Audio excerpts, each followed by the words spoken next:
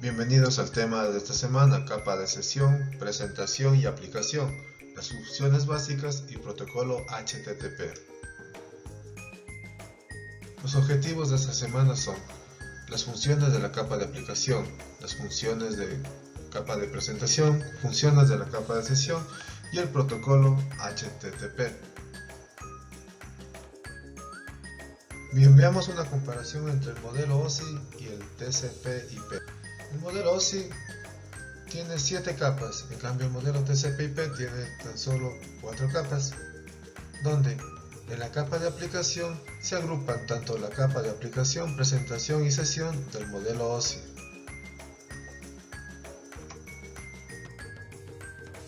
Las funciones de la capa de aplicación son las siguientes.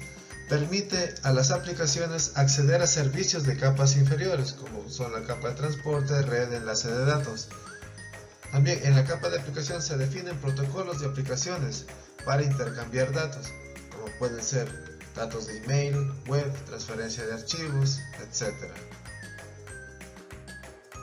Funciones de la capa de presentación son la codificación y conversión de datos, compresión y encriptación de datos.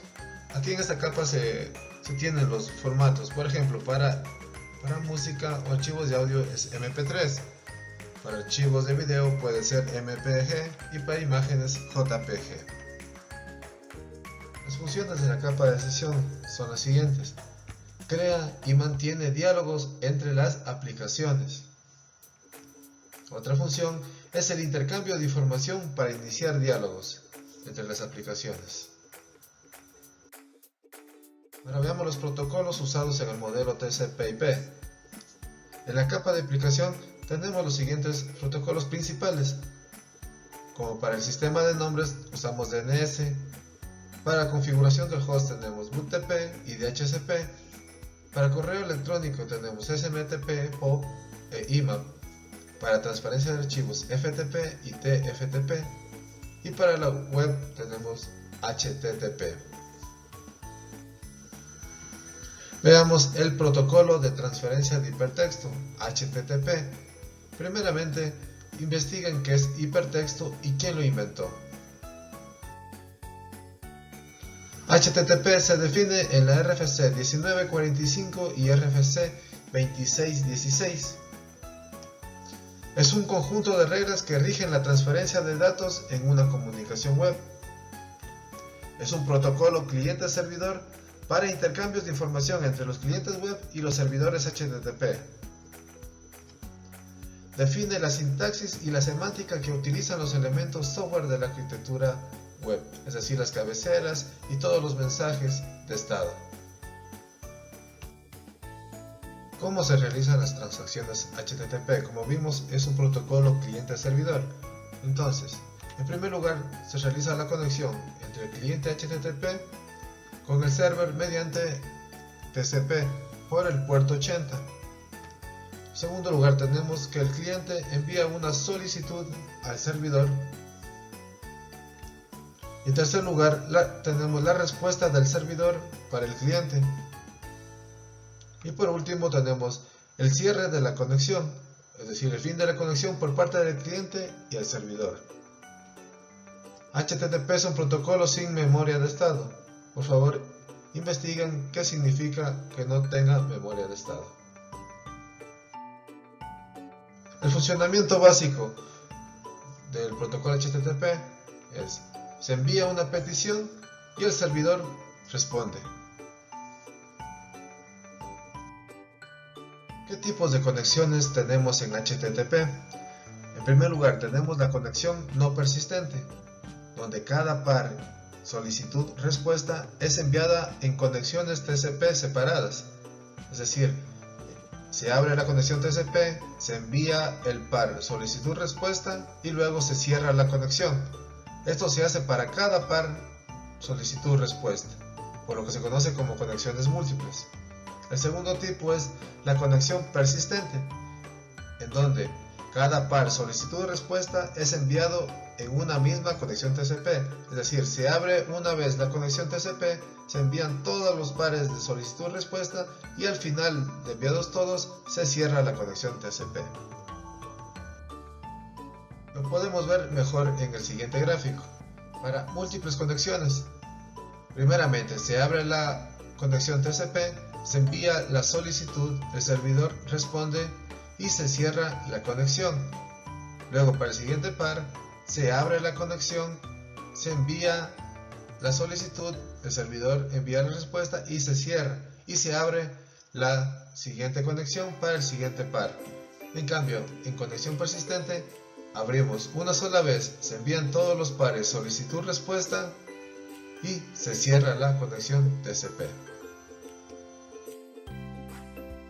En este tipo de conexiones existe un retardo denominado RTT, que significa Round Trip Time o tiempo de ida y vuelta, que es el tiempo que tarda un paquete de datos enviado desde un emisor en volver a este emisor habiendo pasado por el receptor de destino. Por ejemplo, se establece la conexión TCP, se envía una solicitud de conexión, se puede conectar, el servidor contesta OK. En este punto se pide un recurso que puede ser una página web. Entonces el servidor empieza a transmitir, dependiendo del tamaño de este recurso, será mayor el RTT, es decir, mayor será el retardo de comunicación o el tiempo que demora la respuesta del servidor. Para la comunicación entre el cliente y servidor se utilizan mensajes que tienen un cierto formato en HTTP. Por ejemplo, si un usuario ingresa una URL, el cliente envía una petición GET al servidor indicando que quiere acceder a esa URL.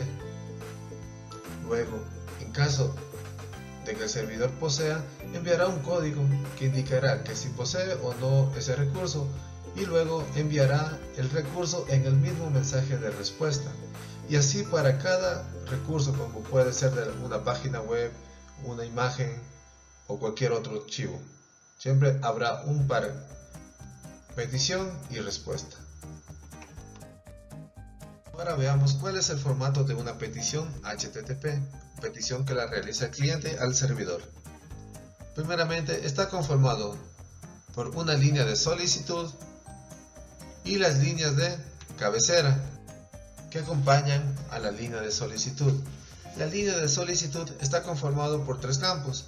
Tenemos el primer campo que nos da el método, en este caso es GET.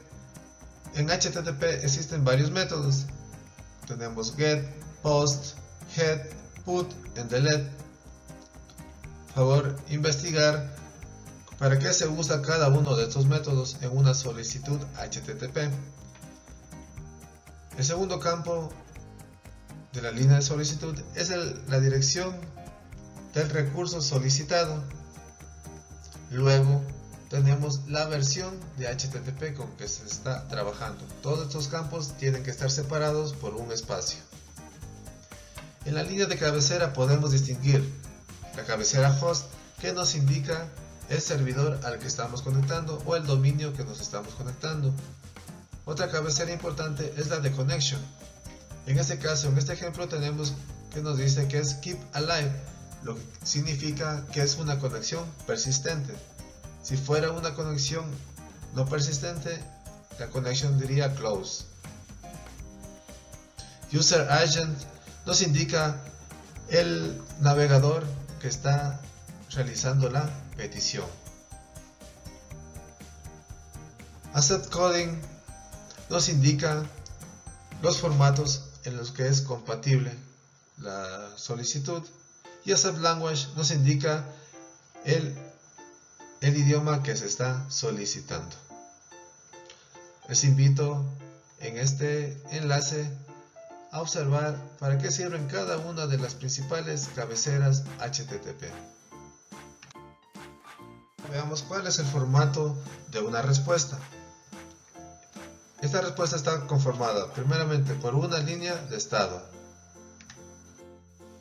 que contiene la versión de HTTP con que se está trabajando y el mensaje o código de estado, en este caso 200, que significa OK, que dispone del recurso. Luego tenemos lo que son igualmente las líneas de cabecera, que son las mismas cabeceras que anteriormente del formato de solicitud. Y por último, la más importante, recuerden que si el servidor dispone del recurso solicitado, lo enviará en el mismo mensaje de respuesta, por lo que la parte que contiene los datos de ese recurso se denomina cuerpo de entidad. Ahora revisemos qué son los códigos de estado. Los códigos de estado nos permiten identificar el estado de respuesta del servidor. Por ejemplo, tenemos los 1XX, que son en el orden de 100, 101, 102, son del tipo informacional. Los 2XX, por ejemplo 200, indica que todo ha ido bien y que se obtiene o que se dispone del recurso. Los 3XX o 300, 302 indican que el recurso se encuentra en otra dirección de manera permanente o temporal. Los 4XX indican un error del cliente y 5XX indican un error en el servidor. Revisemos algunos códigos principales que más se usan. Por ejemplo, el 200, que es el más usado, que indica que todo ha ido muy bien y que se obtuvo los archivos solicitados. El 301 indica que el recurso ha sido movido permanentemente a una nueva dirección. El 302 indica que el recurso ha sido movido temporalmente a otra dirección. Y el famoso 404 nos indica que la página o el recurso no se encuentra disponible en el servidor. El 500, que nos indica que es un error en el servidor. El 503, que nos indica que el servidor no se encuentra disponible. Es algo parecido al 404, pero con respecto al servidor. También existe otro código muy usado, que es el 400, que nos indica que se ha realizado una mala petición, que hay un error en la petición. Les invito a revisar este enlace para poder obtener información acerca de otros códigos importantes de estado. Adicionalmente, investiguen qué son las cookies, qué es un servidor proxy o caché web y cuándo se usa un get condicional, para lo cual revisen el libro de Kuros, redes de computadores, en el capítulo 2, en los puntos 2.2.4, 2.2.5 y 2.2.6. Recuerden que esos temas se incluirán en el cuestionario individual. Muchas gracias.